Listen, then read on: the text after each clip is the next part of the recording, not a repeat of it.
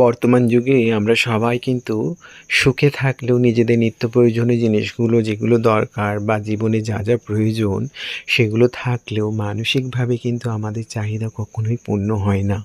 অর্থাৎ মানসিকভাবে আমরা কিন্তু কোথাও একটা আমাদের চাহিদা থেকেই যায়।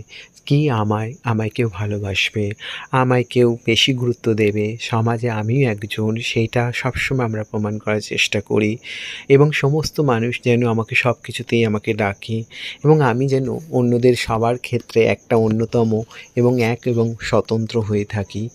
সুতরাং আমরা সবসময় নিজের কাছে একটা প্রশ্নের উত্তর দিয়ে উঠতে পারি না যে আমি কি সর্বশ্রেষ্ঠ হয়ে উঠতে পারবো সবার কাছে?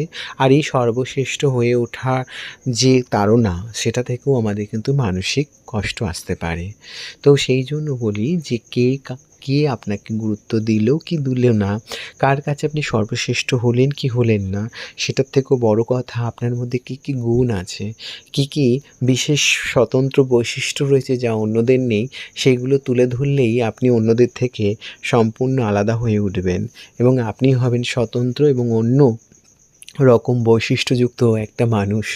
সুতরাং বলা এটাই বাহুল্য যে আমাদের ভালো থাকতে গেলে অন্যের কথায় নয়, নিজের ওপর নিজের ইচ্ছার ওপর গুরুত্ব দিতে হবে এবং নিজেকে ভালো রাখতে হবে।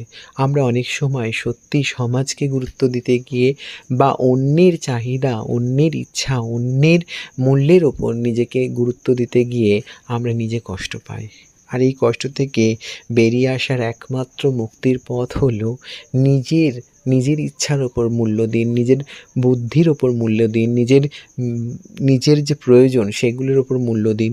দেখবেন আপনি অনেক ভালো থাকবেন এবং অন্যের গুরুত্বের উপর নির্ভর না করে নিজের ওপর গুরুত্ব দিলেই আপনি অনেক ভালো থাকবেন। ভালো থাকার সহজ উপায়ে আজকের এই শর্টস ভিডিওটা কেমন লাগলো আপনাদের অবশ্যই জানাবেন। আগামী দিনে আপনাদের আরও ভালো হয়তো পরামর্শ দিতে পারবো। সঙ্গে থাকবো আপনাদের বন্ধু হয়ে। যারা এখনও পর্যন্ত চ্যানেলটা সাবস্ক্রাইব করেননি করে নেবেন, বেল আইকনটি প্রেস করে পাশে থাকবেন।